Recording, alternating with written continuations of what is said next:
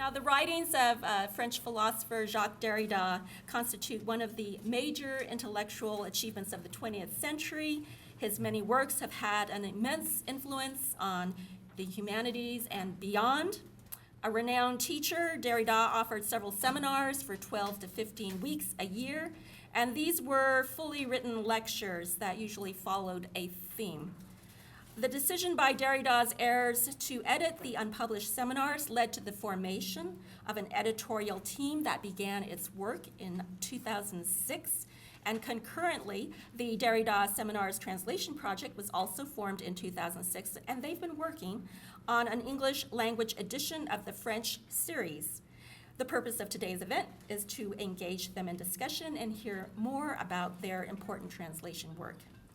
Now, the UCI Library's Critical Theory Archive proudly holds much of Derrida's unpublished lecture seminar materials, the source materials for their project. Documenting and preserving the scholarly work of Jacques Derrida and other major critical theorists is a high priority for UCI libraries. For us, the archive is more than just a link to the past. As Derrida wrote in Archive Fever, quote, "The archivist produces more archive, and that is why the archive is never closed. It opens out of the future," end quote. And for this reason, we actively look to partner with researchers to expand the critical theory archive and build support for processing these collections in order to make these resources available for scholars like all of you across the world. I would like to highlight someone in this room who is playing an active role in the archive's future. We are fortunate to have working for the libraries Matthew Roberts, who is the research librarian for comparative literature, critical theory, and English. He is the subject specialist for the Critical Theory Archive and one of its most passionate advocates. And he has a PhD in comparative literature from Emory University and was instrumental in arranging this special program today. So Matt, if you would stand up and join me in thanking him for that.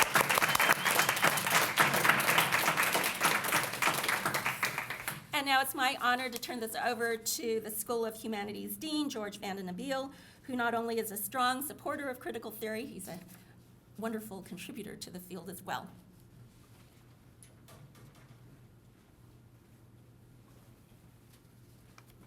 Thank you, Lorelei. Thank you, Matt, in particular, for making all this possible, and all of you who are here today. It's really an honor to host the Derrida Seminar Translation Project and the work they're doing here about it. The format will be that each of the translators will speak for about 10 minutes, and then there'll be a time for discussion and questions after that. I'm especially intrigued by the idea of this being a collaborative project. Any of us who've done translation, it ends up being a risky enterprise as a sole translator.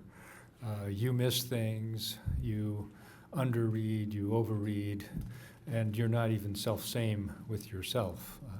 I know my own work, I change everything multiple times, and once it's out in print, I think I did it wrong again, and I do another version of it. And I think it's understanding that, in fact, since no translator is self-same to oneself, that the concept of a collective translation is actually less self-same, but more promising, more interesting, dynamic involvement in the collective reading of important texts. I think also very proud that we're hosting this as part of the 50th anniversary of UC Irvine.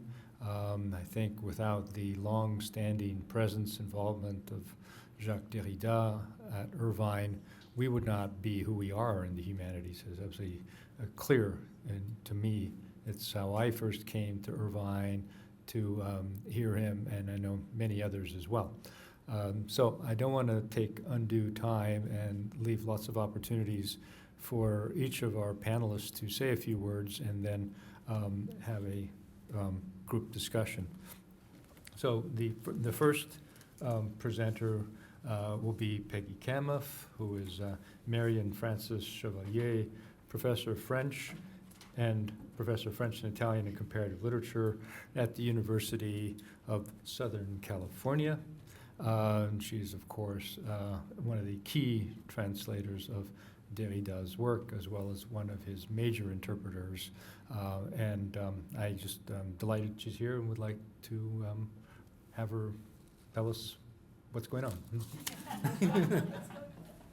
Thank you, George. And thank you all, beginning with George, Lorelei, and Matt especially for inviting us in response to my inquiry about whether you would be interested in hosting such an event. And we're delighted to be here. As Lorelei just mentioned, the project to publish Derrida's seminars got underway in 2006 with an editorial team that myself and my colleague Jeff Bennington are both part of. And at the same time, Jeff and I, hi Anje, you can come in, had the idea to get together a team of translators of Derrida's work to take on the equally immense task of translating over 40 years of unpublished teaching seminars going back to the early 60s. Of course, we realized right from the beginning that we were likely not going to be able to see this through to the end ourselves. And therefore, one of our earliest ideas was that we needed to involve from the beginning younger scholars and graduate students who could be introduced to the discipline of translating in general, translating Derrida in particular. And we've been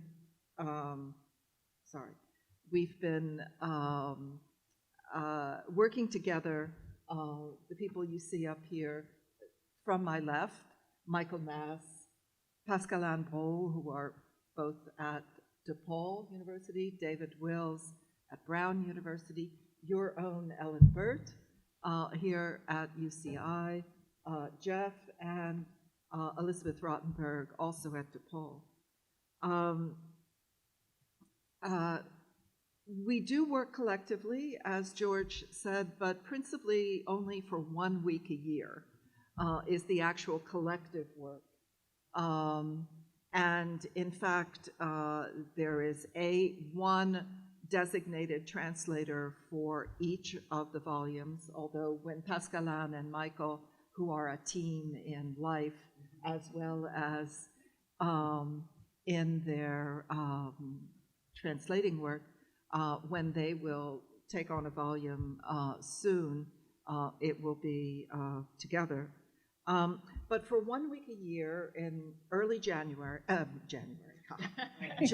one of those J months, in July we convene the people you see here, as well as 2 or 3 younger colleagues, and up to 6 or 7 graduate students who are interested in Derrida, in translation, and in learning about some of our practices. We convened at what is in an institution in France, outside of Caen, in Normandy, called the Institut Mémoire de l'Édition Contemporaine, known by its acronym IMEC, I-M-E-C, which is a marvelous place. I'll give you some idea. Oh, here, I have to hit this, not my iPad. This is the Abbey Church. It's There's not much left of the original abbey. It was also bombed during the war. Normandy, as you know, was a heavy site of fighting, especially after the Allied landings, which were very close to Caen. But beginning in the 60s, this site of this former abbey was taken over by Normandy and repurposed as an archive facility. And indeed, the Abbey Church, which is largely reconstructed, is the reading room of the facility. We meet, well, just to give you some other images. Oops, I'm hitting my iPad as if that's going to change it. There. This is a garden that we like to wander in. We meet actually in this room most often. It's called La Boulangerie, the bakery. And here you get an idea of our... That's at the end. That's at the very end, yeah. Yeah, we should take that out, I suppose. And we're there for not quite a week, from Monday till Saturday. Work from usually 9:30 in the morning for 3 hours in the morning, 3 to 4 hours in the afternoon. And it is not all work. It's just as you perhaps can tell a little bit from these photos, an extraordinary place both for working and for relaxing and living, indeed. Because we do stay there, it's very reasonable room and board, actually extremely good food. We eat very well. And a little bit of drinking goes on. This indeed is not, this is on, this is I think in Arromanches, which is very close by.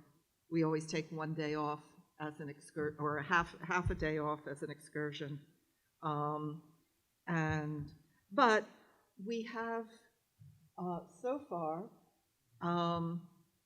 produced 4 volumes, that are published. The first that was published in 2009 in Jeff Bennington's translation. This was the first year of Derrida's last seminar.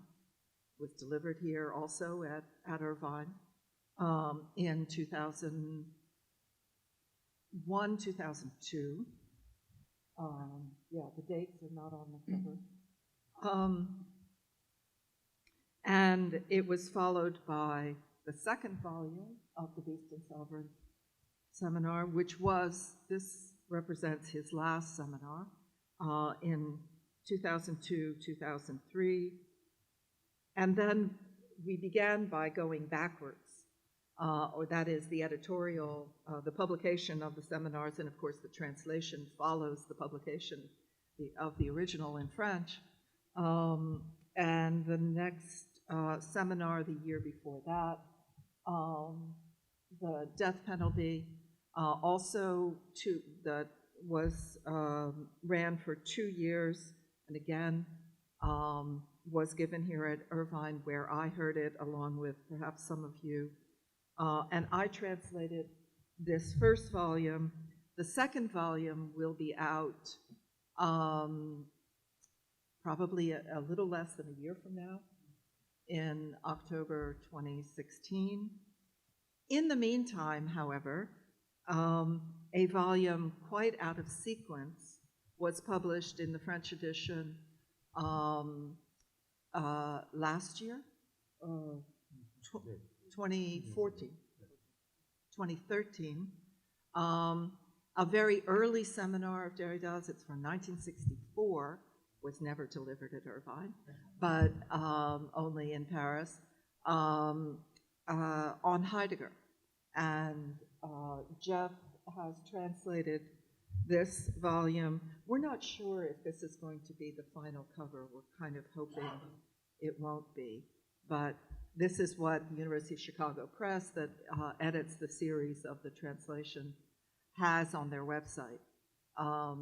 It's a bit, as you can tell in that sequence, and it does not resemble the others. So we're hoping that it's only a temporary mock-up. It will be out this spring, hopefully in April. And then it will continue, and we will continue to work. We're already making plans for next summer and for the next volume. So I'd like to introduce my colleague, Jeff Bennington, who will continue.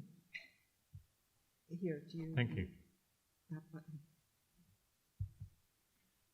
Thank you, Peggy. I'm going to try, not at all for the first time, to say a little bit about the business of translation, not in a confessional or autobiographical way, which I find very difficult to do, but something about translation, and especially in the light of Derrida's work, and more especially, for which I apologize slightly, in the light of what Heidegger says about translation. This is material I was led into by the seminar I was just translating recently.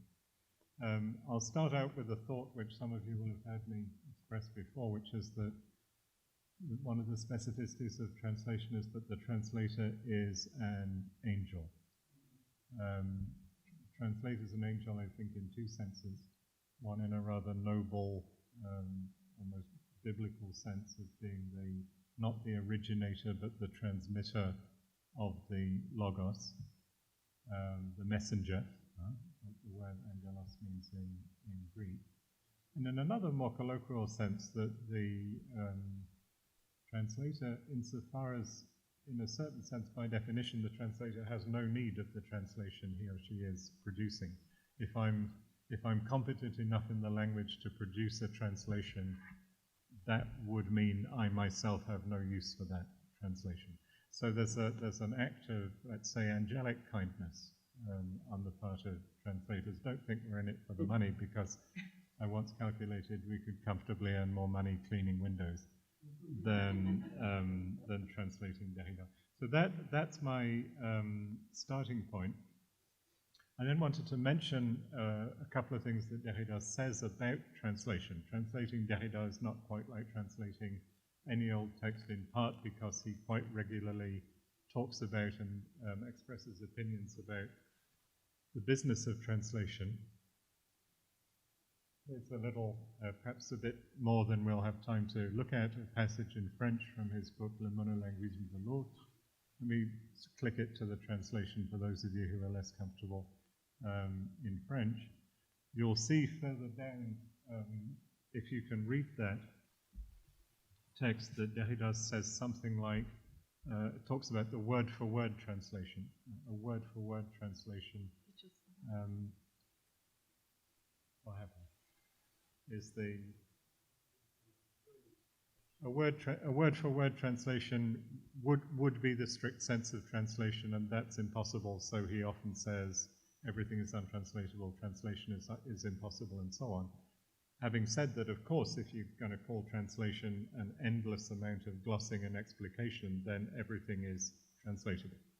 So everything's translatable, everything's untranslatable. The reason I show this particular quote is that it was chosen, or part of it was chosen, to figure in the recent Dictionary of Untranslatables, that large book which I'm sure you all rushed out to buy when it came out. And in the introduction to that book, part of this passage is quoted in this English translation. So you'll see at the top of the quote, nothing is untranslatable, however little time is given, and so on and so forth. This, I'm going to suggest to you, is actually incomprehensible. And the reason it's incomprehensible is that it's not untranslatable, it's just badly translated. And if we were to flick back to the French text, you'll notice that pour peu qu'on se donne le temps, pour peu does not mean however little time. Sounds as if Derrida's saying however little time you spend, it's still translatable, it's all good. Would that were true. not at all. It should mean if only. If only one give oneself enough time. And this is relevant to the broader point I'm hoping to be making today in this brief time, is an error that you would not make if you relied on Google Translate. It does not get that particular idiom wrong. And that's something I think we could all do well to think about. Let me juxtapose that with a quote from Heidegger about translation. That's what I was led to by working on this seminar, even though the seminar does not explicitly read this course of Heidegger's from 1942 on Hölderlin, a very charged context where Heidegger, among other things, reflects on the entry of America into the Second World War and explains why that's not a historical event, it's rather the negation of all history. But he does talk about translation as a kind of confrontation or Auseinandersetzung, slightly stronger than discussion, which is what the translators have for it, between two languages. And you'll notice that in the middle of this quote, there's a reference to American. English or American, Heidegger actually says English-Amerikanisch. It's all one thing for Heidegger. And for Heidegger, English-Amerikanisch stands for the language in which bad translation happens. In other words, translation conducted with a dictionary on a word-for-word basis, and this is no way to translate. So in a sense, what Derrida says is the true strict sense of translation, one word for one word. For Heidegger is the absolute epitome of a failure to translate, and that failure is epitomized in English-American, the English-American language.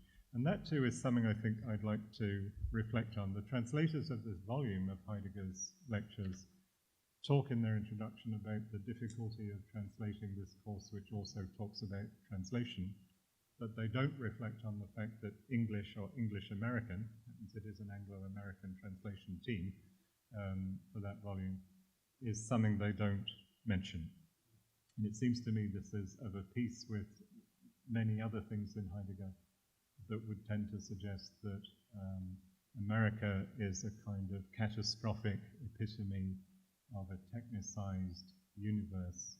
And in this particular domain, that shows up in this notion of a word-to-word translation, which for shorthand I'm going to call Google Translate. That's my earlier version.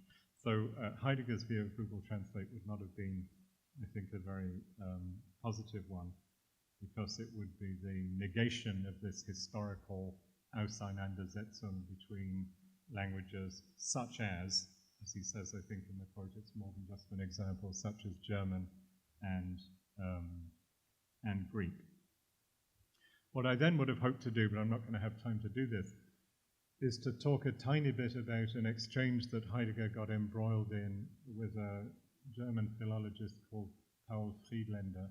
Some of you will know this story about Heidegger's construal of the Greek word aletheia as having an alpha privativum as a prefix, so it means non-hidden, unconcealed, things of that sort.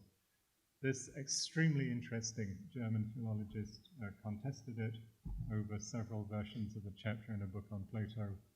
By the end, his argument completely collapses. If I had time, I'd show the back and forth between Friedländer and Heidegger, where Friedländer says, "You're wrong," and Heidegger says, "No, I'm not," and then Friedländer says, "Oh, yes, you're right, you aren't," and Heidegger says, "No, but really, I am wrong," and then Friedländer says, no, I'm really terribly wrong, it's all completely wrong, what I said. And this plays out over several decades. What I was interested in pulling out from this, scholars have, of course, discussed this matter, but no scholar, as far as I'm aware, has made anything of the fact that Friedländer and Heidegger were colleagues at Marburg in the 1920s. They were even friends. They attended Greek reading circles together with the theologian Rudolf Bultmann. Of course, in 1935, Friedländer was removed from his position because of his Jewish status. He left and moved to America in the late 30s. He wound up at UCLA, where he taught for a while.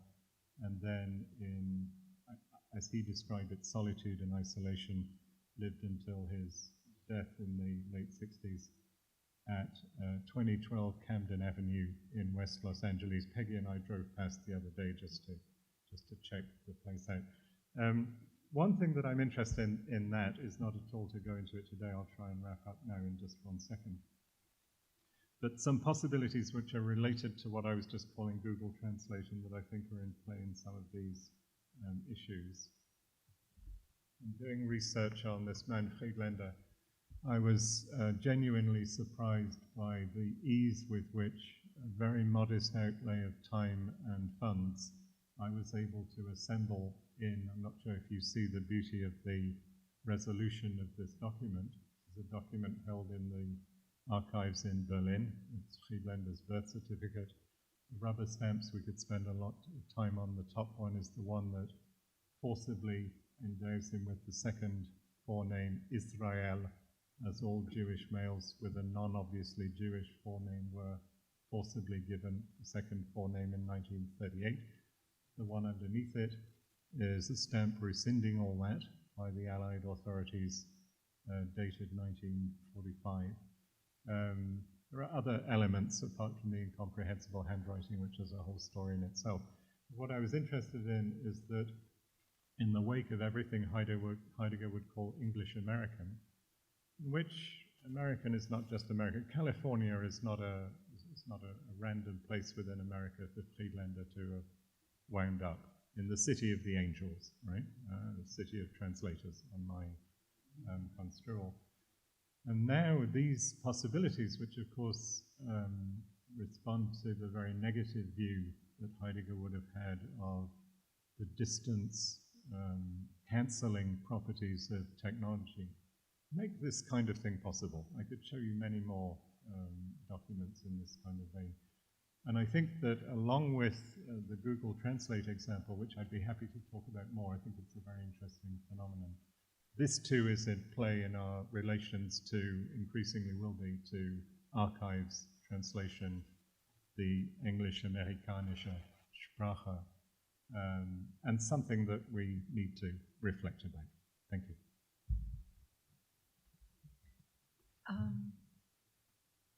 Thanks, Jeff. Ellen? I believe there was another document there that we didn't get to. Let me say one last thing. This is what I call the difference effect in the Friedlander story. This is the marriage certificate of Friedlander and his wife Charlotte. Charlotte's maiden name is Friedlander. His name is spelt with an umlaut. Her name is spelt with a ligature. So when she got married, she lost a ligature and gained an umlaut. And this is not trivial. There are documents where it's corrected. You get the, I think many people think that in German it's equivalent to put the extra e if you can't get the umlaut. In proper names, that's not the case. At least not always the case. And for example, on another fantastic document I was able to pull of the manifest of the ship on which the Friedlanders arrived in New York in August 1938. Their family name is spelt with the AE spelling, and somebody has pedantically corrected it to the umlaut spelling. Of course, this is a total différance effect. You can't tell which Friedlander I'm saying when I say it. You have to see it written down. Thank you. One of the things that we do in the seminar, in the morning part of the seminar, is to give little short papers on the various sessions and talk among ourselves about the sessions. So my piece is essentially a shortened version of one of those pieces to give you a sense of what we do. It's about the upcoming volume on the death penalty 2 that Elizabeth Rottenberg has translated. It's called Confession Every Which Way in the Death Penalty Seminar. And there's a little handout that I think has maybe gone around. Derrida's death penalty seminars speak of a worldwide tendency to abolish the death penalty. Il faut abolir la peine de mort. The death penalty must be abolished. I use this phrasing, it's not Derrida's, because it hesitates between a command, one must abolish the death penalty, and a description of an unstoppable movement, one cannot help abolishing the death penalty. It expresses Derrida's commitment to and reserves about abolition. This paper will discuss confession as one area where both emerge. In the seminar's first year, Derrida notes the absence of serious philosophical arguments for the abolition of the death penalty, alongside strong arguments for it in theories of sovereignty. That lacuna justifies his recourse to fiction and then to psychoanalysis, where abolitionist arguments are frequent. In particular, he considers Theodor Reich's claim that the invention of the unconscious and the psychic value of confession will accelerate abolition. Let me set the scene. Asked his opinion as a psychoanalyst on capital punishment, Freud delegates his disciple Reich to reply for him. Reich explains his rationale for abolition with reference to arguments about guilt from Totem and Taboo and his own work, The Compulsion to Confess. And here's your first quote. Freud has shown that in the criminals at whom criminal legislation is really directed, a powerful unconscious feeling of guilt exists even before the deed. Psychoanalysis finds this pre-existent feeling of guilt in the repressed impulses of the Oedipus complex. It is hence not a consequence of the deed, but its motive. Derrida extends the point to those who support and apply the death penalty in the next citation. One kills because one feels guilty, remorse proceeds, and this is true not only for criminals, but also for those who support and apply the death penalty.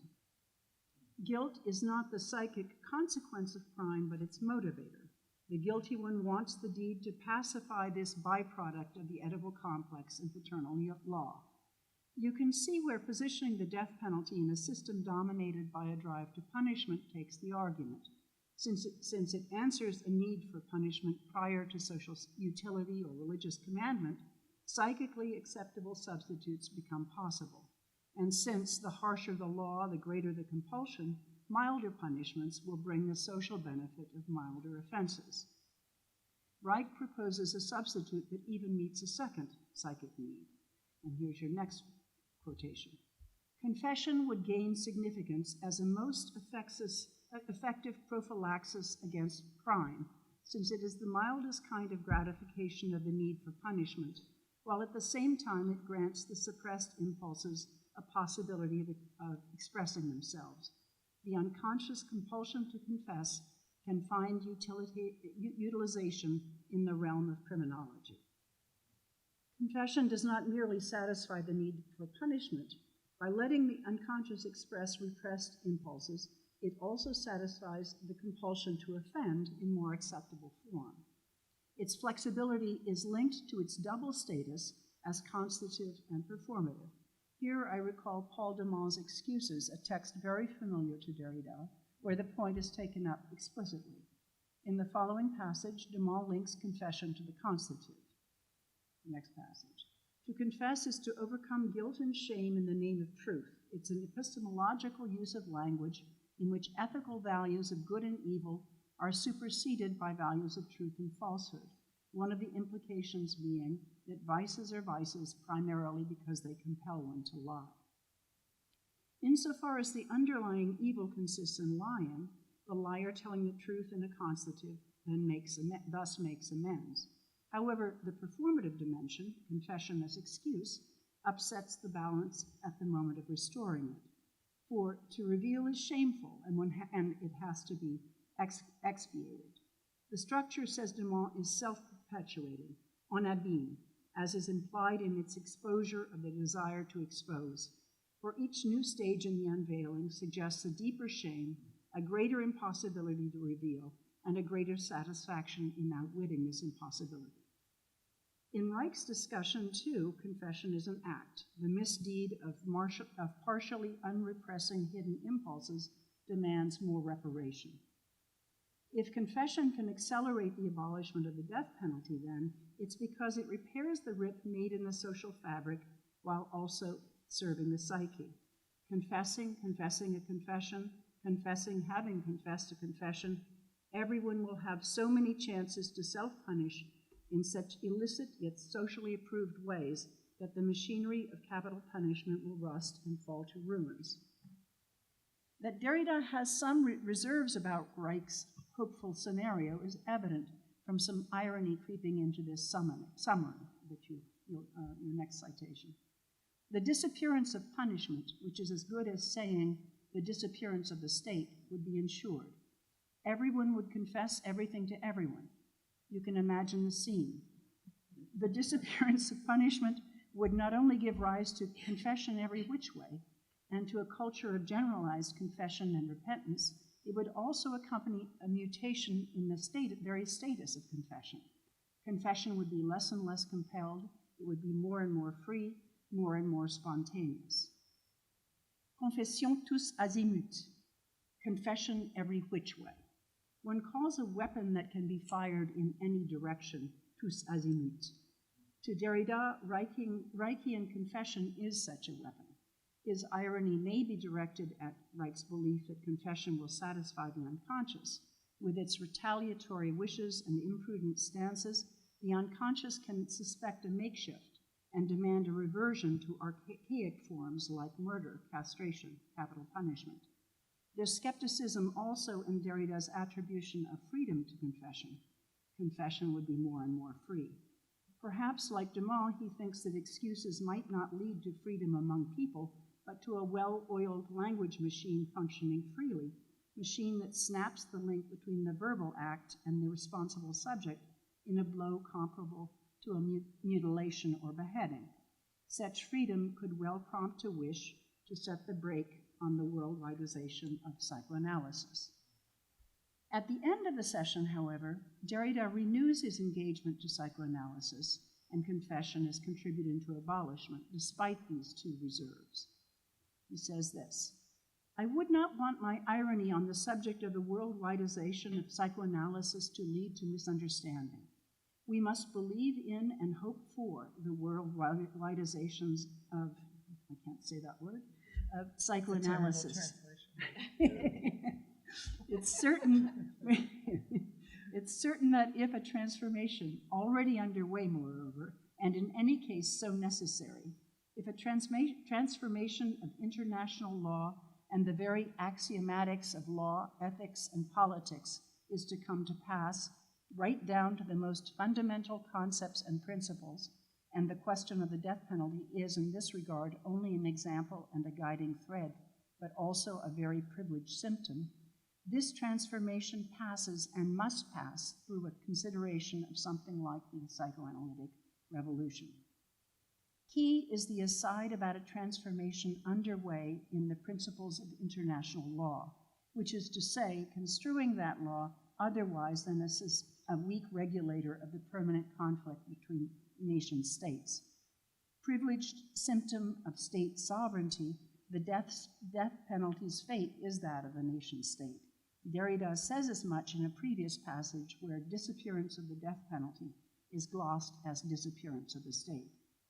Psychoanalysis and confession every which way acknowledge the operation of mechanisms that shape the relations between individuals and political formations outside structures of national sovereignty. To hope for the worldwideization of psychoanalysis, as Derrida does, is to recognize it as our direction, there that the risks and chances are, there that the work is to be done. Thank you. Thank you, Ellen. Next, my colleague, Pascal Wolf, I believe. Yes. Yeah. All right. Okay. So the volume I'm co-editing with Peggy is Derrida's 1974-1975 La vie, la mort, that is, life, death, and not, as one might have expected, life and death, which was the topic for the 1975 Agrégation in Philosophy in France. The title is Life-Death because Derrida attempts to show throughout the seminar the inextricable relationship between these two concepts. The seminar focuses on the work of François Jacob, the genetic biologist in 1965, Nobel Prize winner for medicine, known for his research on the structure of DNA and the laws of heredity in the organization and evolution of the living.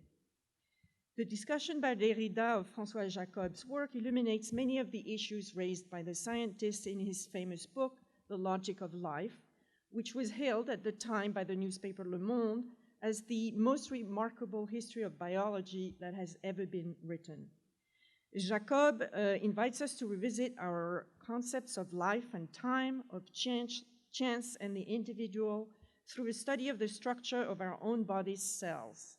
He begins with the 17th century's attempts at finding what he calls the hidden architecture of life in the cell, and follows this search all the way up to the genetic and molecular revolution.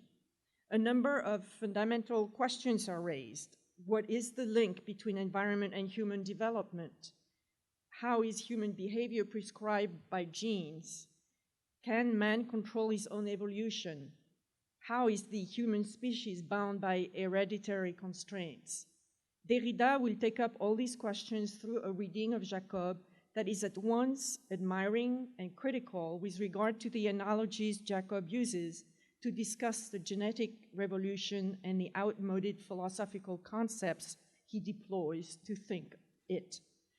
Derrida explores these questions via the works of Jacob, but also through Hegel, Heidegger, Nietzsche, Freud, and Canguilhem, in order to give us to rethink not only life and death, but life as death, and the notions of origin, contingency, reproduction, inheritance, progress, and knowledge.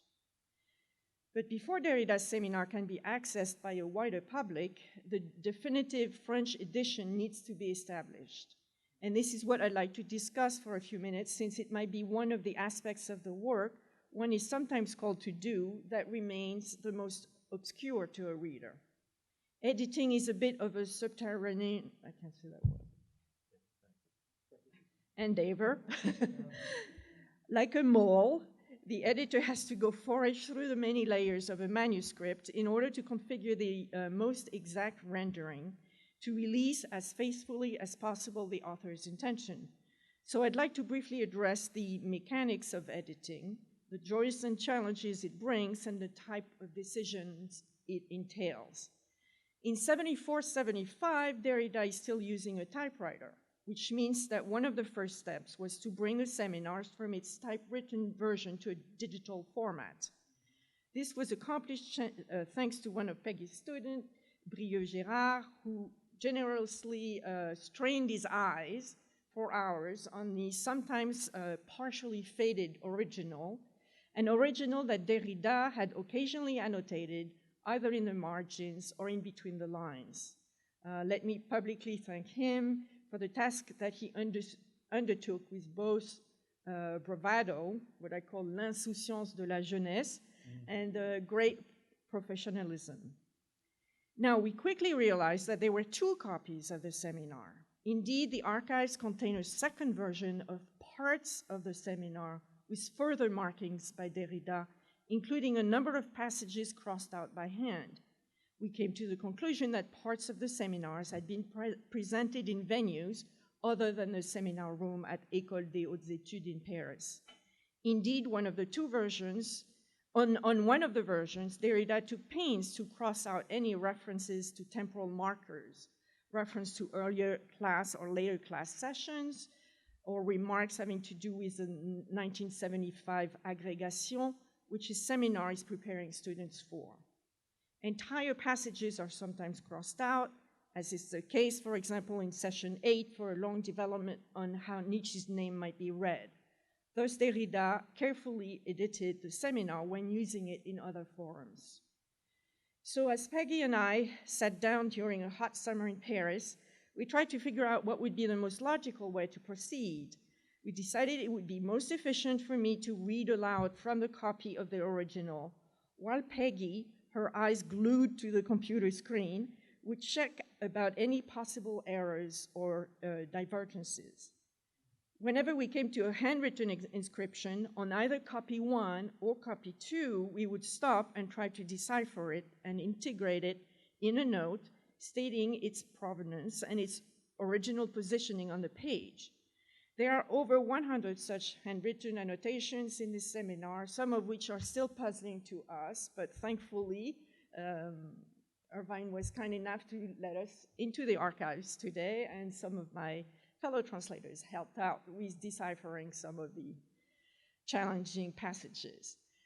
Another challenge is that Derrida sometimes, but not always, includes a Xerox copy for the passages he wishes to quote from text by the authors he was reading, so that in a seminar you might read page 16 and 17, and not know what text is being referred to, or if you do, then not know what exact passage from pages 16 and 17 he meant to quote. For these questions, it will no doubt be useful to check Derrida's personal library in Princeton in the hopes that he might have indicated in his own books the excerpts to be read. In addition to deciphering Derrida's handwritten annotations or tracking citations, other tasks have to be addressed. Éditions Galilée in Paris has prepared an editorial charter for the Derrida seminars, a detailed 9-page document, a sort of how-to manual that at times seems more challenging than the seminar itself. Silent corrections need to be made. A typo by Derrida, for example, a grammatical agreement that is missing, or a parenthesis that doesn't close. In those instances where the syntax is flawed and not easily fixed, we have to add tel dans le tapuscrit, such in the original. A missing word, if obvious, can be reintroduced in the text, but between angled brackets. So can a modification without which one wouldn't be able to understand the sentence. A note then needs to follow in order to reproduce what was in the original. For each decision, there are thus extremely specific directions to follow. From the use of French quotation marks, which means resetting one's computer to French editing, until there is a quote within a quote for which you then have to use English quotation marks, to the length of the hyphen, depending on its location, or the type of brackets and the way to handle quotations from other works. There are 8 different ways, depending on a number of variables. The task is sometimes more complex than assembling a piece of IKEA furniture. Michael, when he heard my metaphor about IKEA, asked me, right, and where are you going to put that one semicolon that is left but does not fit anywhere in the text? Years ago, American publishers used to bemoan the French somewhat fanciful editorial habits that oftentimes vary greatly from one publisher to the next, and sometimes even from one book to the next for the same publisher. Well, I'd say that Galilée has put an end to that and now rivals the Chicago Manual of Style and its requirements. But let me simply end by suggesting that all this work will be worth it, because this is a fascinating and, I think, highly anticipated seminar. This reading of the work of Jacob will no doubt lead us to rethink Derrida's relation not only to the life sciences, but his own work around the same time period on such notions as writing, inscription, the trace, progress, all those things we thought we knew in the work of Derrida, but will have to be rethought in light of the seminars. Thank you. Thanks, Pascaline. Let me just insert here that it's true that we are the Derrida Seminars translation project. However, a number of us, as Pascaline has just revealed, are also involved in editing the originals, French texts. Jeff, and I should have mentioned this before, was on a team of 3 that edited the first and second volumes of the death penalty seminars. Pascaline and I are editing this early seminar, which she will then, with Michael, also translate. So we wear several different hats. With that, let me pass the microphone to Michael. Okay, I wanted to talk today just a little bit about some of the many new paths for research that the publication of Derrida's seminars has opened up. It's already, I think, becoming very clear just how helpful it can be to try to rethink Derrida's published work in light of his seminars, and his seminars in light of his published work, with all the permutations that this allows.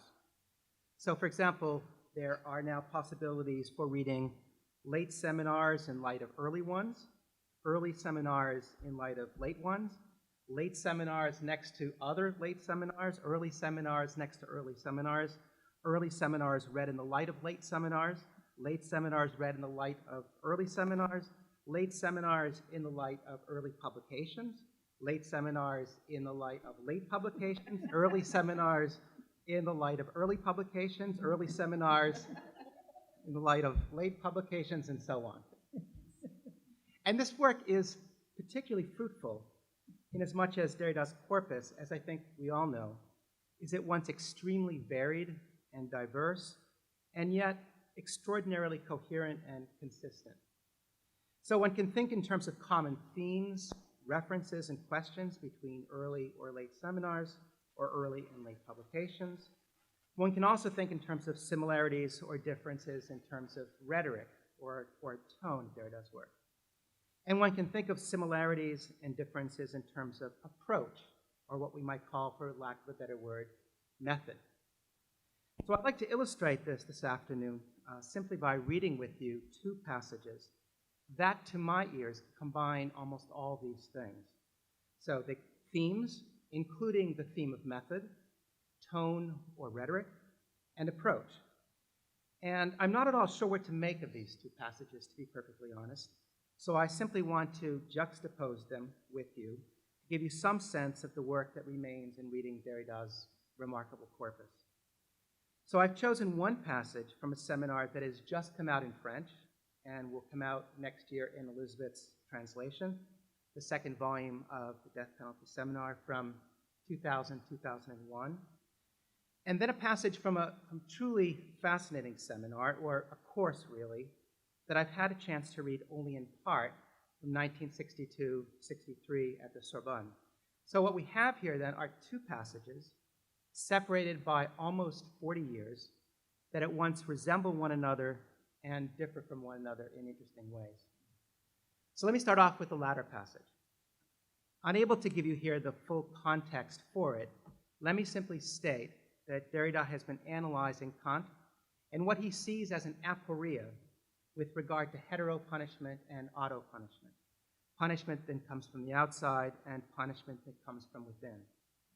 And it's on the heels of this analysis that Derrida makes the following reflections about method, roughly speaking, and in part about the method or approach of deconstruction itself. So, quote, and this is in Elizabeth's translation, "Where does this then lead us? One must wait and remain for a time locked in this anticipation, as if in a prison, before seeing the exit, the way out of this aporia. The aporia is what stops or arrests, often in the form of a verdict or a judgment. The aporia is what paralyzes, what blocks the exit, closes the doors and seems to doom us to an impasse, to death, to a dead end, to a deadlock. I always insist, agonizingly, douloureusement, it is true with difficulty, painfully, péniblement, on the necessity and the chance that this passage gives thinking. Indeed, decision and the responsible response, the passage, if I can say this, and even the endless passage through the aporia, if one can say, through the aporia, across the aporia. Can one say this? Barely, à peine. This would perhaps be the categorical imperative of deconstruction, if there is one, to say and to think what can barely, à peine, be said and thought, barely, with great difficulty, à peine. Without turning the aporia into a salvation or the prison into a paradise, one must know that the very path, chemin, is what one does not leave, not until death, and that the path, chemin, is itself an aporia that changes places, as if walking a path, chemin, or traveling, taking a step, consisted not in leaving prison behind and in putting an end to the aporia, but in changing prisons, in managing one's time between houses of detention." End quote. So this passage, fascinating passage, I think, tells us a lot about Derrida's approach to the death penalty, But it tells us even more, I think, about Derridian method in general, or better, about Derrida's approach to method, to metahodos, which in Greek, as we know, names the path, the chemin. So without pronouncing the word method here, Derrida's multiple references to path, to the chemin, should make us think that method, a certain approach to what is traditionally called method, is what is at stake.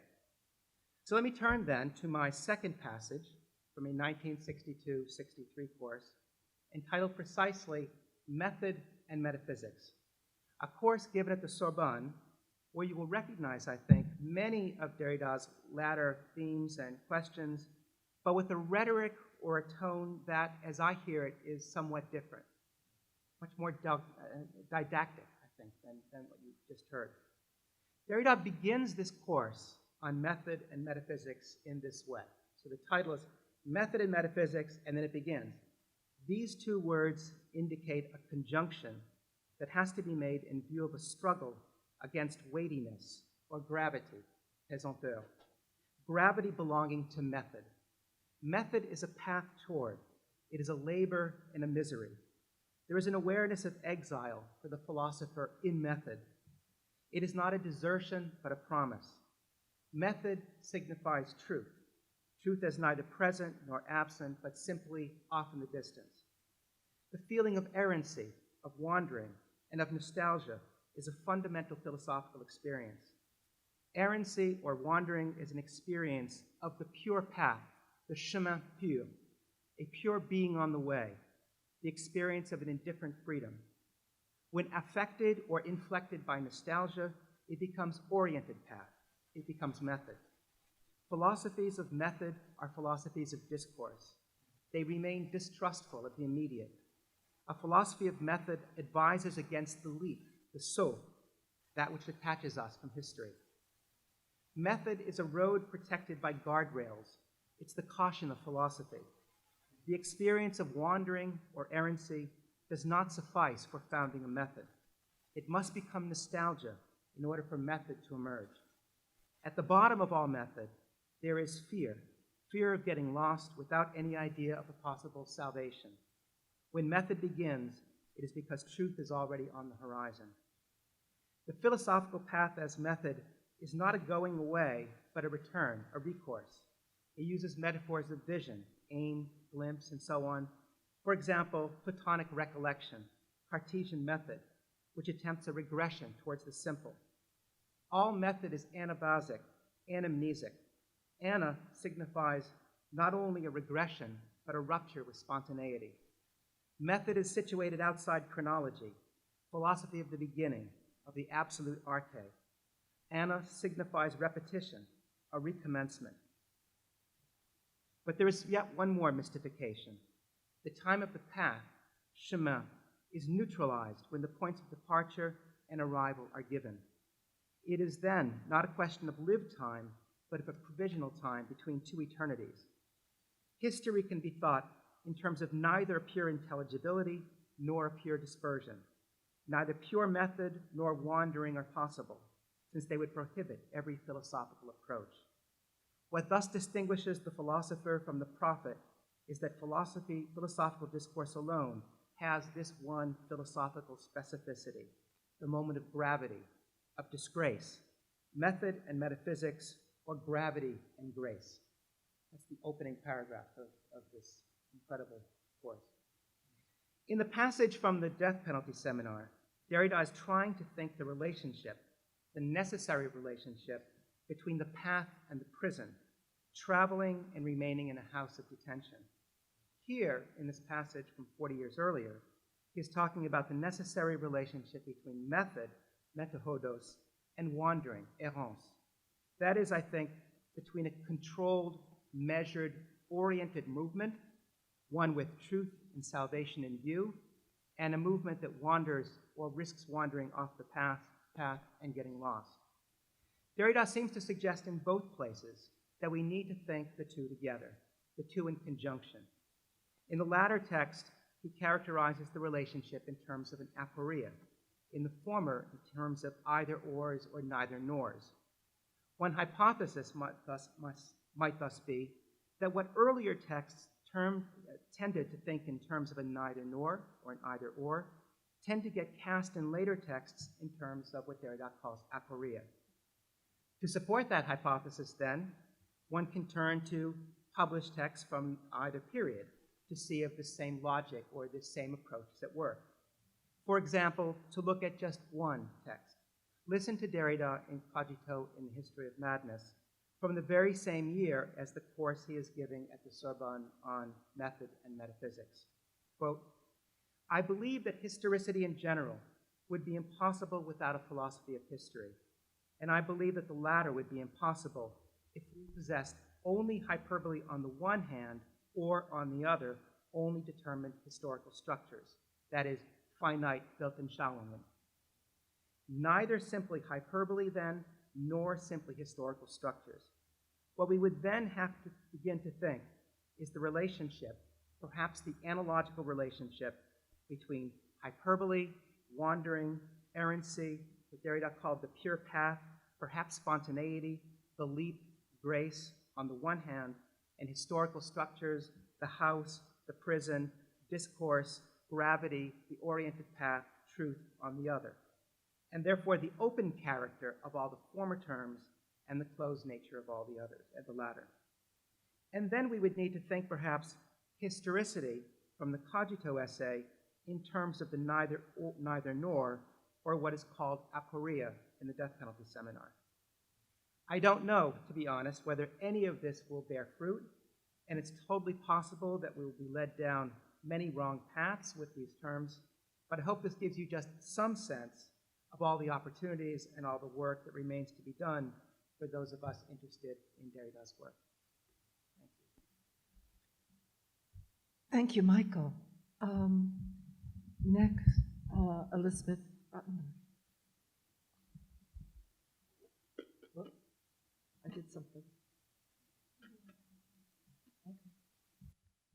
In preparing these remarks, I gave in to a temptation. Don't get so excited yet.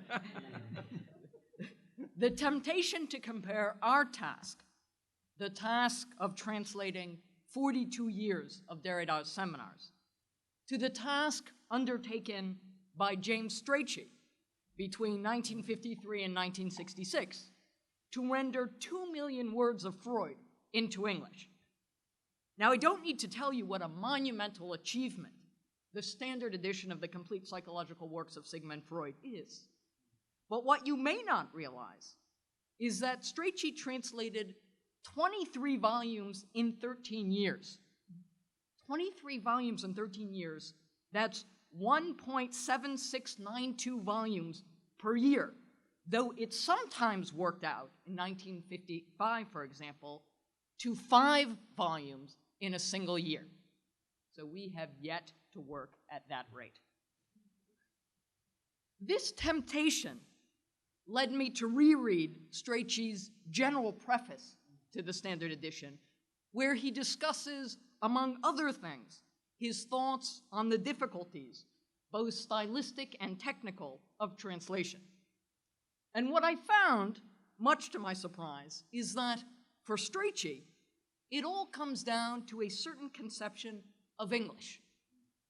So I wanted to say a few words about English today in order to set up 3 examples of the dust-ups over English for which the Derrida Seminars translation project, alias dust-up, is known. It is perhaps no surprise that Strachey begins his discussion of translation with the description of a fantasy. 2 years in analysis with Freud will do this to you. This fantasy is presented as a kind of solution, a translator's solution to what Strachey calls the problem of style. How to turn a stylist like Freud, a man whose literary merits cannot possibly be dismissed, into a writer of good English prose. Strachey's solution is to imagine Freud as a native and eloquent speaker of the Queen's English. Quote, The imaginary model, which I have always kept before me, is of the writings of some English man of science of wide education, born in the middle of the 19th century. And I should like, in an explanatory and not patriotic spirit, to emphasize the word English. Though I won't have time to comment on Strachey's imaginary model here, or what it might mean to turn Freud into a jewel in the crown of the British Empire, suffice it to say that this scene is immediately complicated in Strachey's own account by the conflicting need for more literal translations and technical language. Stylistic elegance, the fantasy of uninhibited flow or fluidity, must pay the price when it comes to, quote, the primary question of the correct rendering of Freud's meaning. For in such cases, Strachey laments, quote, it is necessary to swallow whole into the translation quite a number of technical terms, stereotyped phrases, and neologisms, which cannot, with the best will in the world, be regarded as English. Here, of course, we might think of Strachey's Latinizations, his translation of es, ich, über ich, as id, ego, superego, or his recourse to Greek, his notorious, for example, his notorious translation of Besetzung as cathexis in English. But to swallow whole in this manner raises not only historical questions, it also raises structural questions. Indeed, how not to hear in Strachey's comments on his translation of technical terms. I'm going to say 2 words about his, or let him say 2 words about his translation of the word trieb in a moment. So an attempt, how not to hear in his comments on technical terms, an attempt to think the limits of monolingualism. And so we had a quote from the Derrida text a moment ago, and I'll return to this. Quoting Strachey, my choice of this rendering, so instinct is Strachey's choice for trieb, has been attacked in some quarters with considerable, but I think mistaken severity. The term almost invariably proposed by critics as an alternative is drive. There are several objections to this. First, I should like to remark that drive, used in this sense, is not an English word. And, as I have explained in my preface, this translation aims at being a translation into English.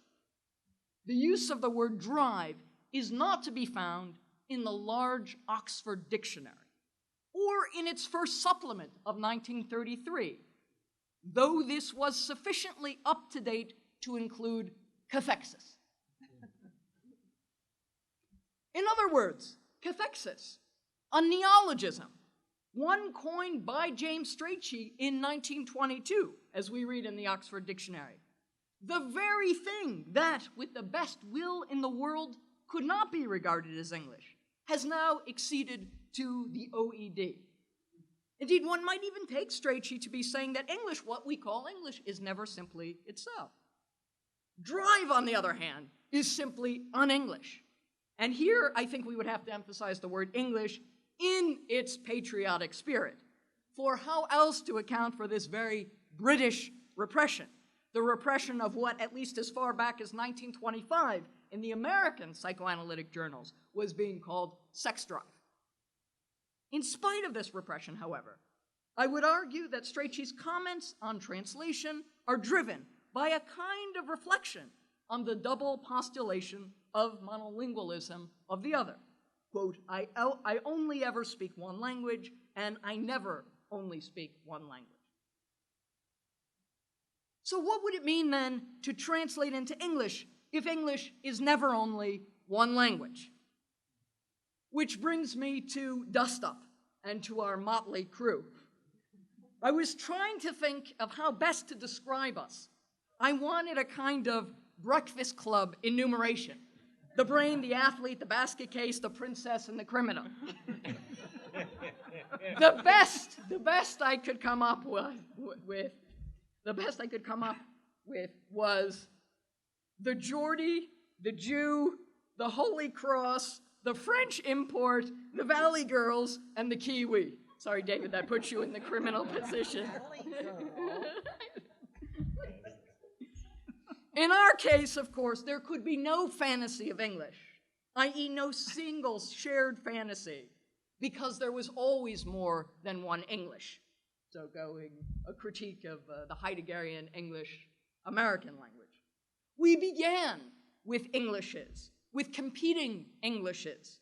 It wasn't the battle of the sexes, it was the battle of the Englishes. So I wanted to give you 3 dust-up examples.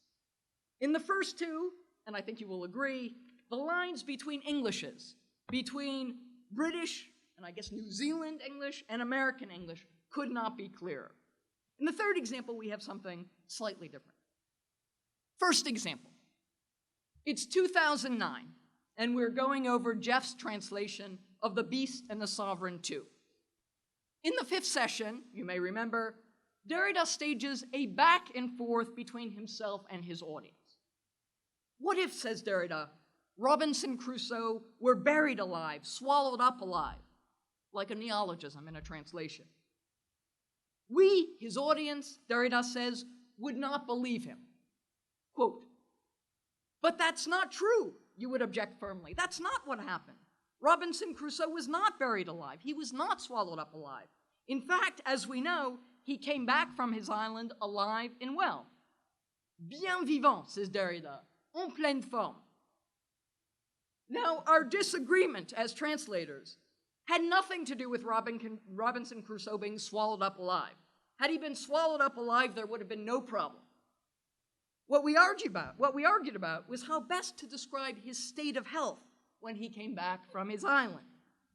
For many of us, the translation seemed clear and straightforward, totally unproblematic. Il est rentré de son île bien vivant en pleine forme. He came back from his island alive and well, in good health, or in good shape, en pleine forme. But for Jeff, and his ear prevailed in the end, Robinson Crusoe was, after all, returning to England. Another idiom came to mind. He came back from his island alive and well, in fine fettle. It's sad and funny. It's the collapse of an empire when in fine fettle sounds to an American ear about as hale and hearty as namby-pamby. In the end, however, the empire struck back. In fine fettle has now completely replaced fit as a fiddle in our everyday vocabularies, and not only in jest. At bottom, one might say, and I use this expression because it makes Jeff wince, at bottom, in fine fettle was our cathexis. Second example. In this case, we were all in agreement. We were celebrating a rather remarkable coincidence, the successful rendering of one untranslatable idiom by another untranslatable idiom, this time an American idiom. It's the first session of Death Penalty 2, so it's my translation, and this is by far the best thing in the entire volume, so you will be disappointed by the rest. Derrida is talking about how best to approach the problem of the death penalty, and he tells us he is going to multiply his points of departure by dissociating and diversifying his angles of attack through a series of multilateral advances on different fronts, along different wings. Wings in French is aile.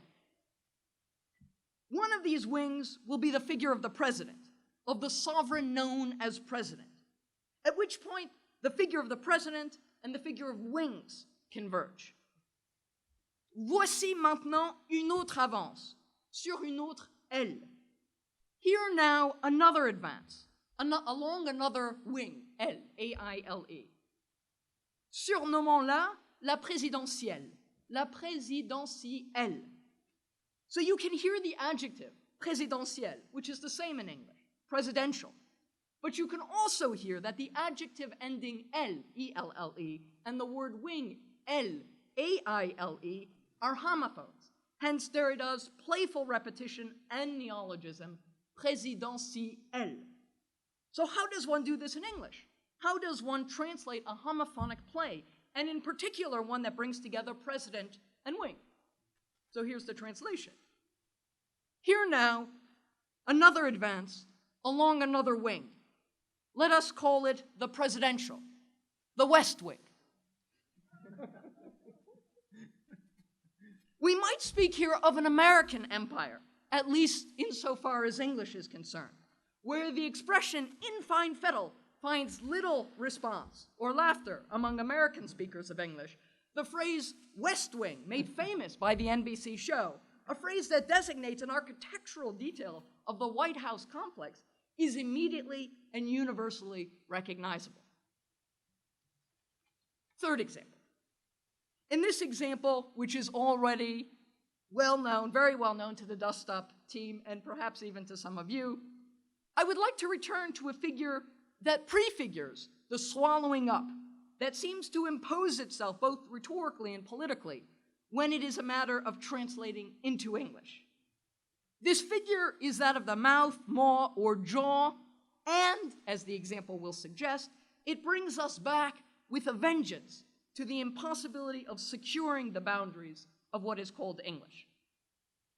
It's the very first year of Dust Up, and I am concerned with what seems to me to be the non-idiomatic quality of the word maw, M-A-W, used by Jeff in the first session of The Beast and Sovereign One to translate the very colloquial gueule, en pleine gueule, right in the maw. Was it better, I asked, to err on the side of the beast, maw being, according to the Oxford Dictionary, the jaws or throat of a voracious animal? Or was it better to err on the side of the idiom, jaw or jaws, translating more accurately the idiomatic quality of gueule in French? Was it better to stress the veracity of the voracious, devouring mouth, maw, or the linguistic performance of the talking, speaking mouth, jaw? I argued for the latter, appealing in my defense to the language of children and fairy tales. Would there ever be a maw in Little Red Riding Hood, I asked. I thought I had clinched the matter with my question when the team weighed in, first Michael and then Peggy. In response to my provocation, would there ever be a maw in Little Red Riding Hood? Michael answered, without even missing a beat, "Grandma," to which Peggy made the following untranslatable rejoinder: "My, what bêtises you have." Moral of the story, there will always be hiccups when you swallow things whole. Thank you very much. Well, I think one member of the team is a comedian. And the final member of the team, the Kiwi, David. Yeah. I'm afraid to open my mouth or to extend my beak. I might just hide in a corner like the nocturnal animal I am.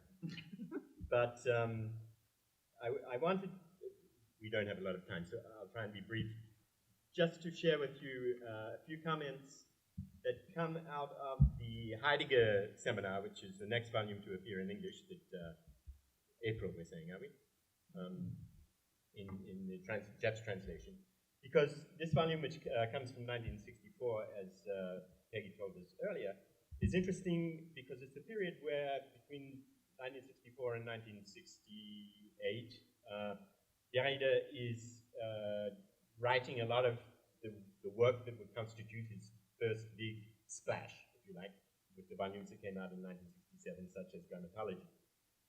And it's also interesting that in this 1964 seminar, he is playing with the use of the word deconstruction very explicitly for one of the first times, and playing with it, playing in quotation marks, working with it, precisely in the context of trying to translate the Heideggerian word destruction, which, for those of you who know Derrida et al., was one of the reasons that the word came into Derrida's usage.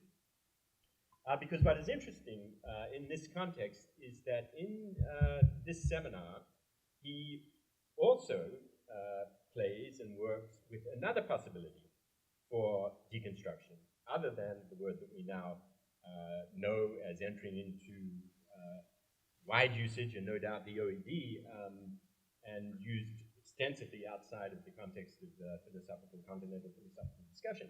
And the word that he's also entertaining the use of in the seminar is solicitation, from the verb to solicit. So let me just read to you the first little example where that passage where that comes up.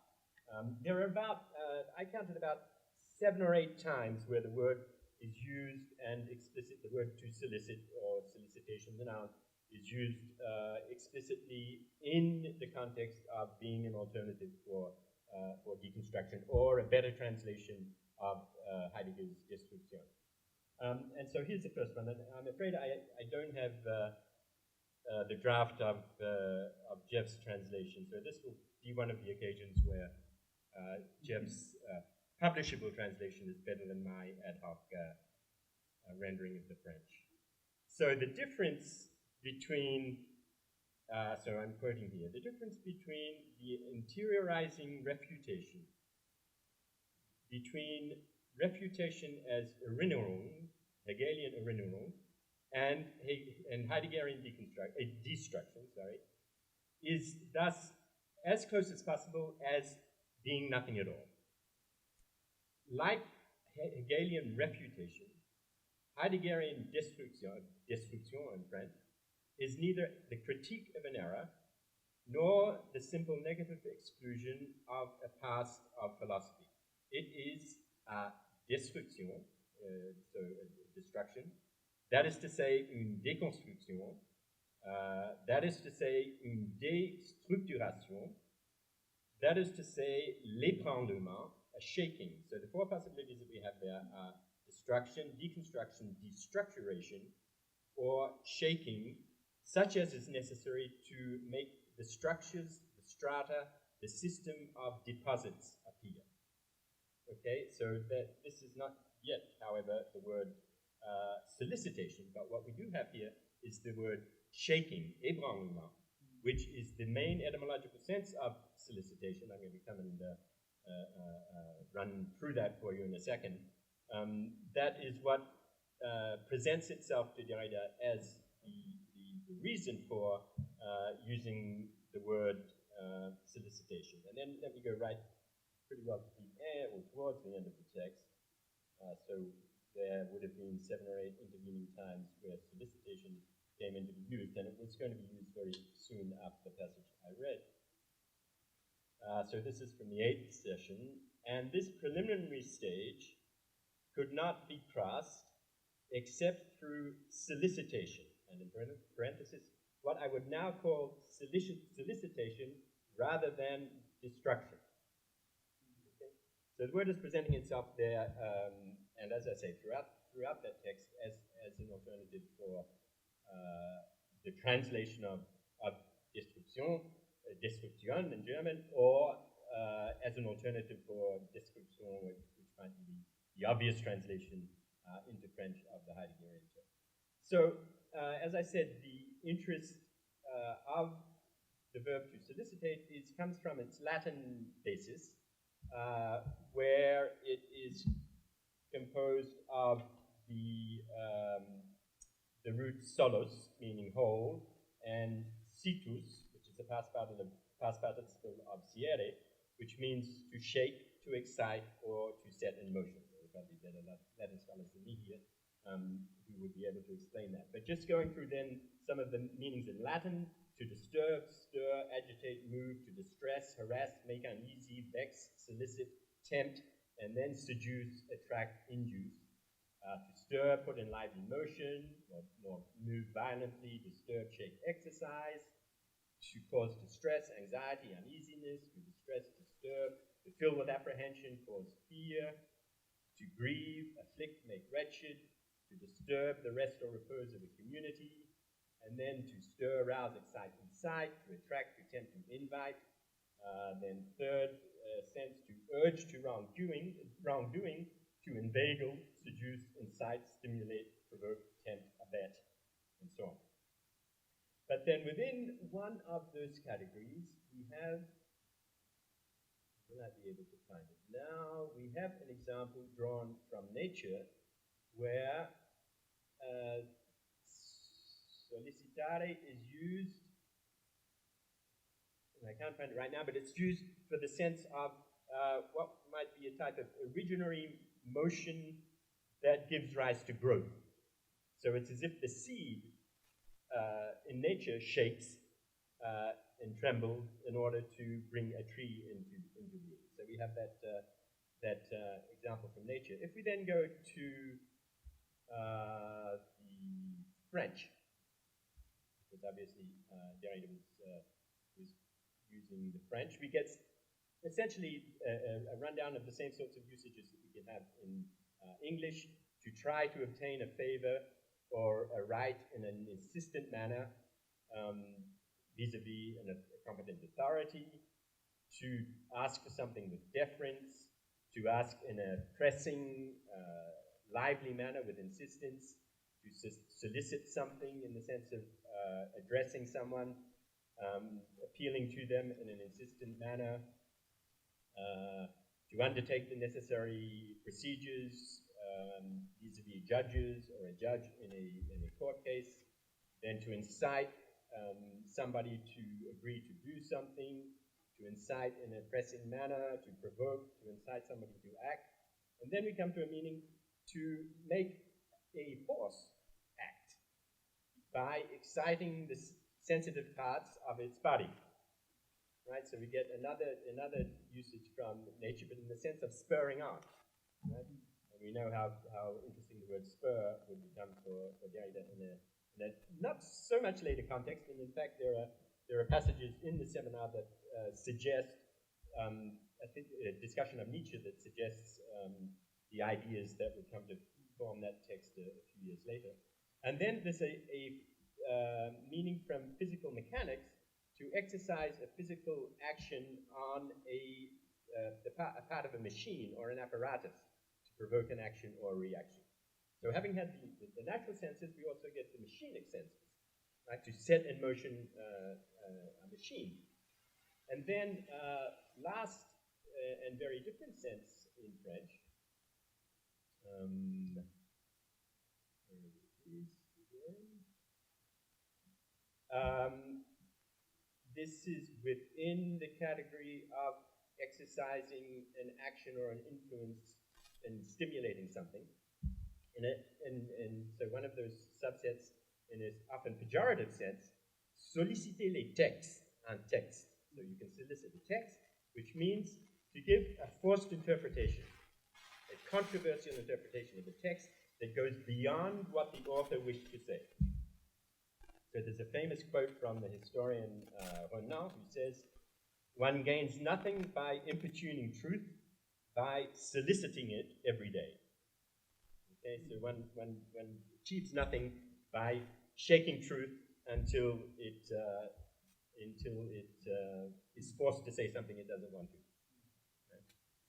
So obviously you can see also how this interest, which was completely unknown to me in my knowledge of French, this definition buried in the various meanings that appear in the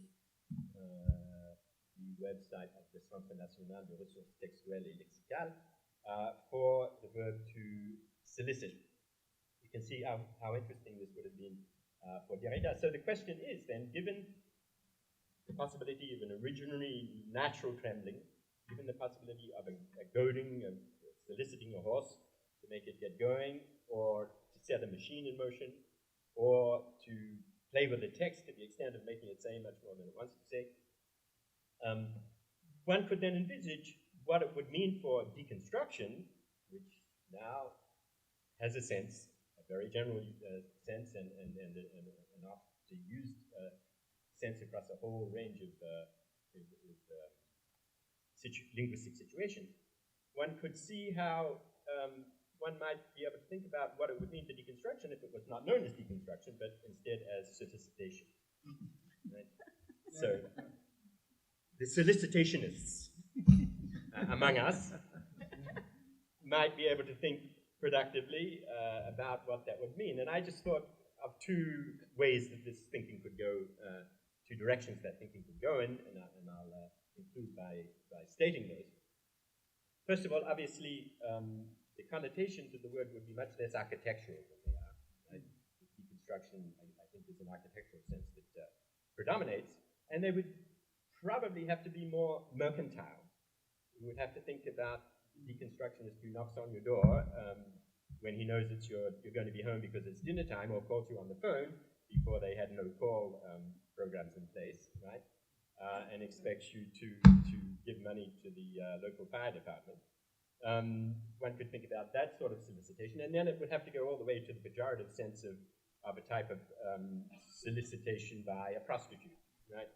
That whole sexual mercantilism, which one might imagine that Derrida might want to avoid, or not, in 1964, who knows. But in any case, it more or less got dropped out as the preferred sense, although for those of you who know, Derrida resisted for a long time the use of the word deconstruction and was sparing in its use of it, and tried to explain how it was just one word and there could be many others. But solicitation didn't really remain in the list of lexical differences and possibilities. And then the other direction one could think about in taking this would be by linking it to the thematics of trembling that in fact can be traced through Derrida's work in a range of different texts. And I'll just mention two of those to finish. In The Gift of Death, where Derrida begins to talk about Kierkegaard, fear and trembling. He begins the chapter, and I should have had the quote for you and brought it up, but I forgot, where he talks about trembling, and he talks about trembling in the context of un tremblement de terre, so a seismic earthquake, that type of quaking or trembling.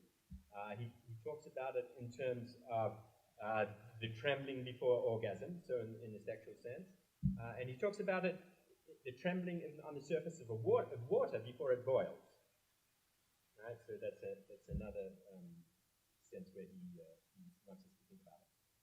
So those ideas, in which one could, as I say, link to thematics throughout other texts of Derrida, could then be brought to bear on the idea of solicitation as trembling. And then in one of, if not the final text that Derrida produced before he died, was in a small seminar situation in Italy with his artist friend Valerio Adami, where he took up again the question of trembling in somewhat the same terms as in the Gift of Death. But here it was also related somewhat consciously, somewhat by implication only, to the fact of his body, which was by then beginning to tremble under the effect of both the drug treatment he was receiving for his cancer and the cancer itself.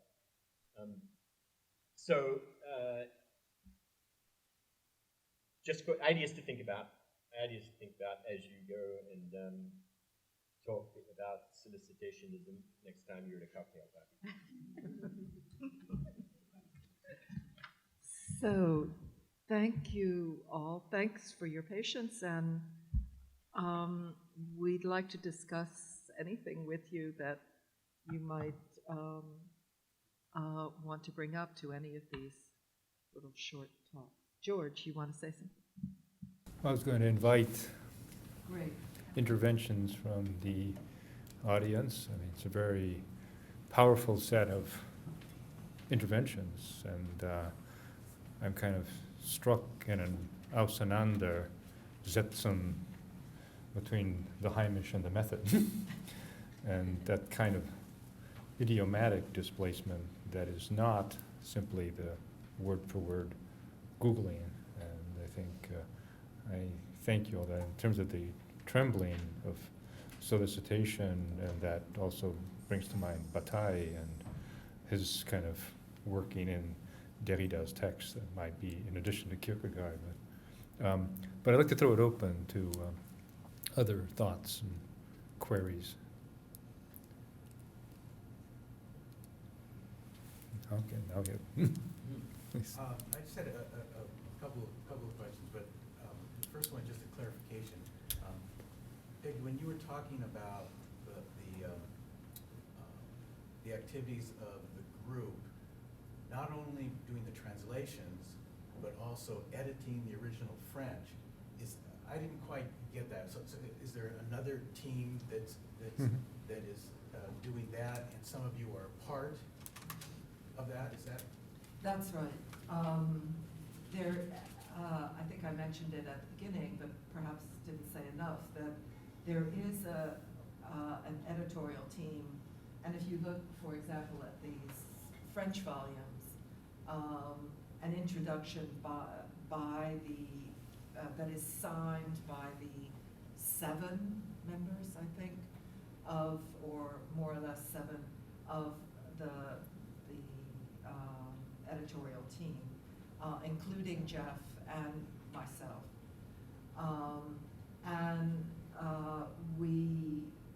That team, to the extent that we have been cooperating, which is not a great extent, alas, fortunately. Nevertheless, it is members of that team, for the most part, who have edited the volumes that are so far published. The departures from that are a volume that is forthcoming in French next year of another earlier seminar from 1976, I believe, called Théorie et Pratique, Theory and Practice, which is a shorter seminar that deals principally with Althusser and that distinction and its key. I don't know, I haven't read that seminar yet. We're going to be that's the seminar we're going to be working on next summer. David will translate it, and it is the next to be published yes, it will be published probably a year from now in France. That has been edited by Alexander Garcia Dutman, who is not, in fact, a member of the editorial team. So it's a bit of an outlier. Pascaline and I are, as Pascaline explained, we are currently working on La Vie, La Mort, Life, Death, which, as some of you may know, is a seminar that is perhaps the one that is, Matt maybe could confirm this, that is the most frequently consulted in the archives now, and that there's been a great interest in it. I would say largely because, or perhaps largely because of the perceived antagonism, or at least incompatibility between Derrida's thinking of sovereignty, for example, and the kind of biopolitics, biopower coming from, I mean, as articulated first by Foucault, Giorgio Agamben, Roberto Esposito in Italy, Esposito. I think that there has been some rather rash assumptions that Derrida has nothing to contribute or nothing to counterpose to biopolitical analyses, and that such Foucauldian or Agambenian inspired thinking has superseded somehow a more deconstructive approach to questions of life and living and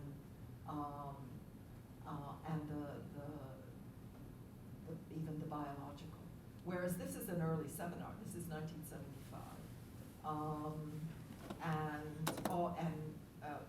a large part of it has been published, in fact, or what equates to about 4 sessions from the seminar have been published and were published in 1980 in the postcard as the long chapter in that book called To Speculate on Freud, which is a very meticulous and critical reading of Beyond the Pleasure Principle, where, of course, Freud is grappling with the question of the death drive and the relation to the pleasure principle and the reality principle. So life, death, if you will. So we wanted, this group actually, it was last summer, or the summer before, we kind of collectively said, we have to get, this volume needs to get out quickly. For the reasons I've said, but also because there are a number of people here at Irvine, or have come to the archives at Irvine, some of them because there's a parallel archive of the seminars, and in some ways a more complete archive of the seminars at EMEC, where we work in the summer, that also holds a lot of Derrida's papers. So people have been going to one of these 2 locations to transcribe this seminar in particular. And these have begun to circulate, and even translations of these have begun to circulate in a kind of samizdat form. So we kind of took it as our responsibility, not just as a translation group, but also because Jeff and I have been involved from the beginning in the editorial project to advance this seminar in the pipeline, to get it in the pipeline as quickly as possible, and that's what we're working on. Yes, thanks everybody, it's great to hear. By the way, this is Tim Holland, who is one of our alumni, graduate students from the workshops, and another is here as well, Ronald de Mendoza Jesus. We invited them to come along, as really they should be sitting up here with us, having been participants. Well, it's nice to hear from everybody again and together. But my question's for David about Solicité, and I'm wondering just if it shows up elsewhere around that time. You mentioned rethinking deconstruction as solicitation, but is it showing up in that kind of spate of publications that come out in the late 60s as well? Yes, I think probably Jeff can answer this question better than I, but at least in Violence and Metaphysics, correct? You're aware of other places, but contemporaneous places? In the grammatology itself, it also enters into some semi-definitional descriptions where it feels as though deconstruction has become the dominant term. There are several characterizations in the grammatology of deconstruction, but as part of that characterization or definition, the verb solliciter does come up with, I think, a reference to the Latin, at least a quick reference to the Latin etymology of shaking the whole. He's interested in the whole, right? He says in the grammatology that deconstructing, I think it's in the Saussure chapter, deconstructing the concept of the sign gives access to the greatest totality. It's a kind of, it's a good way of shaking the whole of Western metaphysics, is the way he puts it. And there, in that context, I'm fairly confident he uses the notion of sollicitation. And little less confident, but somewhere in that general context he mentions the Latin etymology. Yeah, thank you all. This is for any or all of you. And your knowledge is usually collectively very much what principles are in mind. So maybe I'm just completely off. But even some of the examples that you were given, it seems to me that one of the things that Derrida is doing himself, when he encounters words that he is feeling or others have it, is he doesn't opt for being translated. He often just proliferate words around him and give multiple possibilities. It's not word for word, but that provides him an opportunity to riff on different options, and some of them are natural communications that are going beyond the intention of the author at any time. And this is how it seems to me that your approach seems to be very non-linear in that way. Do you ever think that there are times when you should proliferate on some words and not try to guess, is it jaw or maw or mouth or no, give them all, let's proliferate. I think probably any one of us could respond to that. Who wants to take it up first? Well, I could say that part of what Derrida says about translation in the passage I gave is that it's obviously happening somewhere between those things, right? The word for word, in a sense, gives a concept of translation, because as soon as it's more than that, it's not quite translation, it's something else. It's becoming glossing, commentary, and that kind of thing.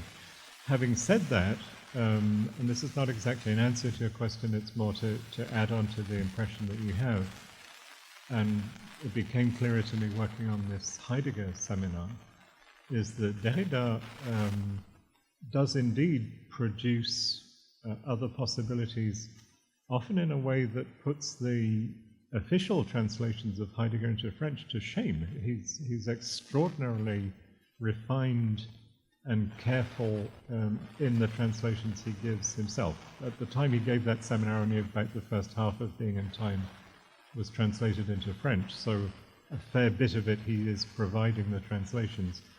And in other places he comments on and corrects and refines the published translations that did exist in a way that is really quite remarkable. And I think it's also true, I've never done this as a project, but I believe his translation of the Husserl text on the origin of geometry is also, as it were, shockingly good for somebody who was not primarily a translator. So it does enter into his work from the start.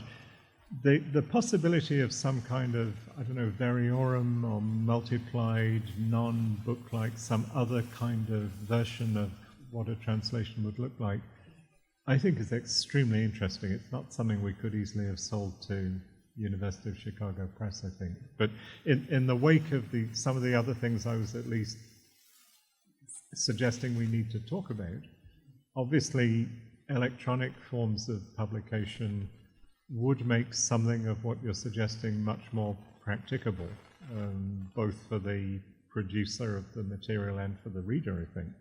And that, I think, is a really kind of interesting way to think about translation more generally. A number of us know someone who, at least for many years, was the principal translator into modern Greek of Derrida's work. And he was kind of infamous or famous for producing translations in which the text would occupy about a third of the volume and the rest were his notes that did many of the things you were not just offering alternative translation, but giving long glosses and hyperlinks, if you will, of many sorts. But I got in, and perhaps everyone could say the same thing. I never had an ambition to translate anything at all. Translation, as we all know, as academics, is a rather dismissed occupation. It's a minor occupation. Certainly, you cannot get tenure on the basis of your translation work. We all know that. But it was the interest and attraction of translating Derrida that I think affected all of us and drew us all into this occupation, because he is always thinking translation, and always was. I mean, it's true that his first major publication was that long introduction to his translation of the untranslated text by Husserl. And he never, after that, ever translated anything again, at least that was published, that I'm aware of. In other words, he did not follow through on that ambition, if it was one. But he's always remarking. I mean, Jeff gave a couple of examples, but it's all over his work, always commenting on translation. I mean, the famous line in Plato's Pharmacy is the passage into, how does it go? Translation is the passage into philosophy. No, I'm blowing that. No, with the problem of translation. With the problem of translation. We are dealing with nothing less than the passage to philosophy. Right.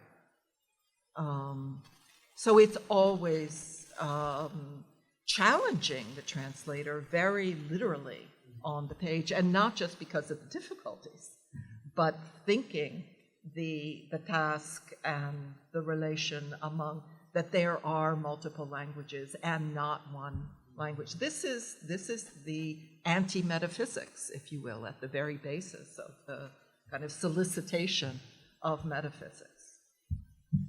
One of the ways of taking that sentence, I think, is that the passage to philosophy means the passage towards univocity, right, as one of the goals of philosophy, and which is exactly the opposite of the kind of proliferation and multivalence nature of language that you were suggesting. I was simply thinking of what we do sometimes is, in the passage I read, for example, the very first passage from the death penalty seminar, and Elizabeth might want to say more about this, the word pen. Penalty, pain.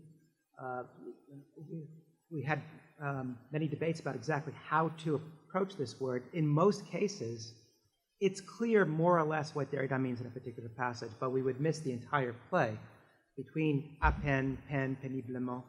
So oftentimes we, at least at times, have doubled up. Have one word, pain, then maybe under penalty, and then the next word will be, the next time that the word occurs will be penalty, so that the reader can see that we're moving somewhat, we're moving across a semantic skein with these various translations of a single word, sometimes with the French included, sometimes not.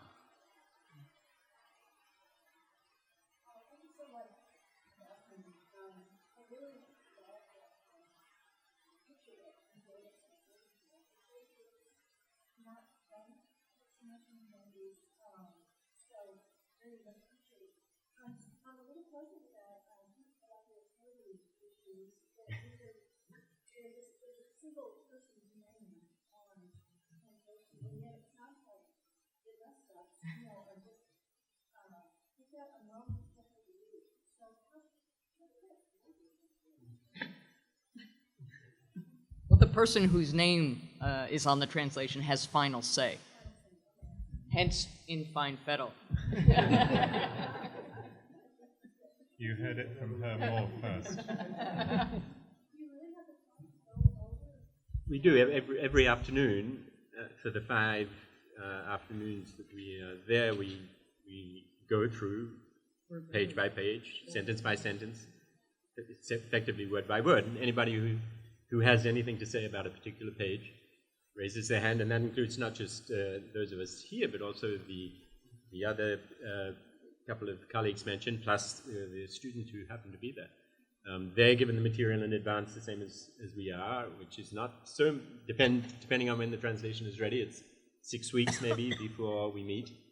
And we go through, and often it means we go over time to get through, and but then every suggestion that's made is taken under advisement by the authority, who will put their name to the translation, and they have the final say.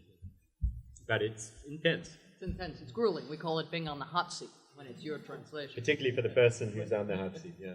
No, we've had to learn, too, what is reasonable to do in the amount of time we have available. And the very first time we met, and there were fewer of us that year in 2008, I think there were only 9 of us. We now are generally 16 in the room at the same time. We tackled the whole of the first volume of Beast and Sovereign 1.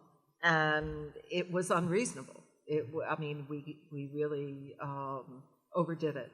And so we understood that from then on we could only handle so many pages and in the sessions, the time we had available. But it was a learning process, yeah.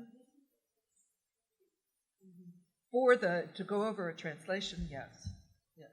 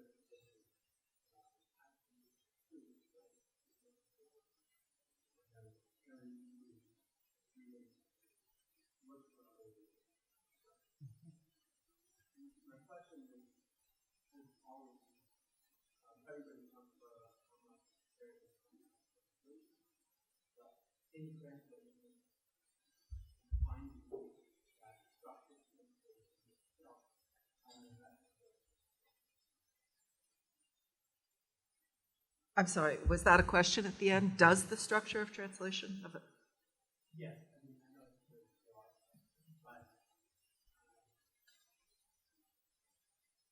Do you think that Derrida's great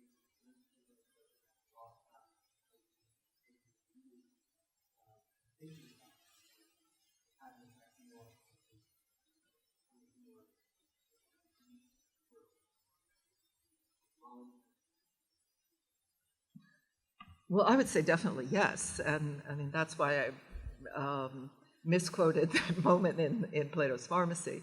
The problem of translation is, with the problem of translation, we are is dealing with nothing less than the very passage into philosophy,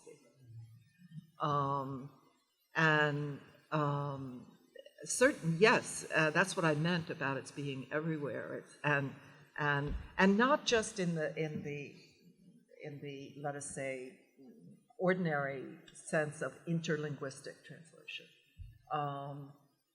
but that as the kind of setting the term of an analogy for transformation, transposition, of all sorts, and dissemination, if you will, what he comes to call dissemination, not simply through multiple translations necessitated by the multiplicity of languages, but of sense within any one so-called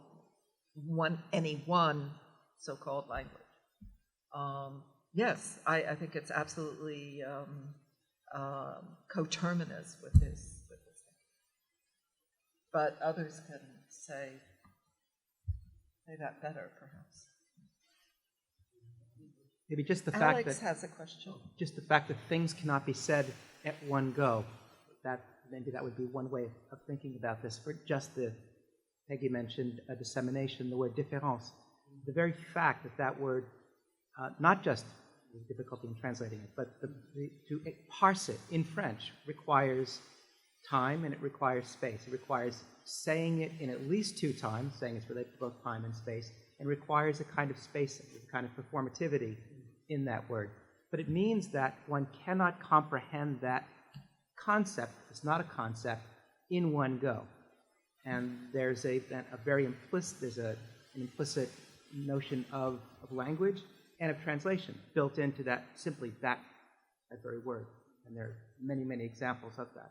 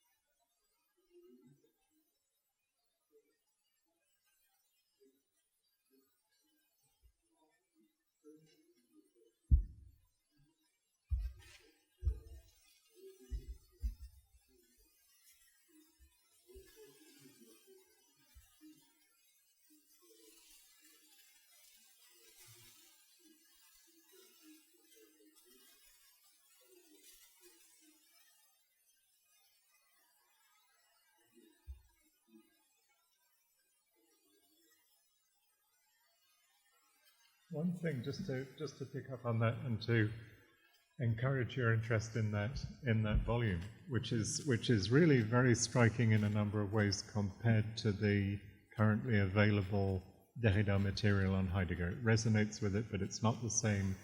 It's very pedagogical. It's very careful to differentiate Heidegger on crucial points, especially from Hegel and Husserl, who are the two other H's who are in play some of the time. But one thing that's very interesting is that Derrida puts quite a bit of pressure on Heidegger's relationship with language, both in Sein und Zeit and in the later materials. There's a bravura explication of the house of being metaphor, which, as Derrida insists, is not a metaphor really for all sorts of reasons and so on.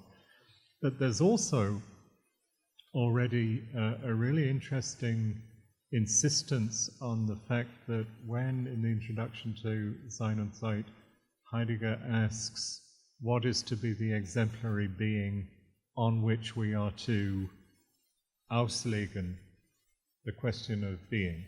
And Derrida picks up on this auslegen and runs a very elaborate, saying this is not something that Heidegger foregrounds at all, runs a very elaborate interpretation of that term in the direction of textuality in the Derridian sense, and already with some suspicion of Heidegger's, let's say, tendential phonocentrism and so on and so forth. There's a really interesting and, again, slightly bravura development on the basis of this one word to a notion of textuality that he then returns to several times throughout the course. And it's both explicating Heidegger and very recognizably doing something that Heidegger probably would not have countersigned, to use Derridian talk. But already developing a sense of textuality that's not simply linguistic, not simply language in a Heideggerian sense either, something else that actually already looks forward to some of the things in the biology readings, where text comes to mean something that's fairly radically and fairly clearly non-linguistic in any normal sense of language. There's also the pragmatic point that he's dealing with a very partial French translation of Heidegger. That's right. Being in time, it's not being fully translated by any means. So he's having to do a lot of translating of his own. And could I just add one thing to Alex's observation that Derrida has been lucky, or luckier than Heidegger and Freud. And I have to say that all of us sitting here had already translated quite a bit of Derrida, or a number of texts by Derrida.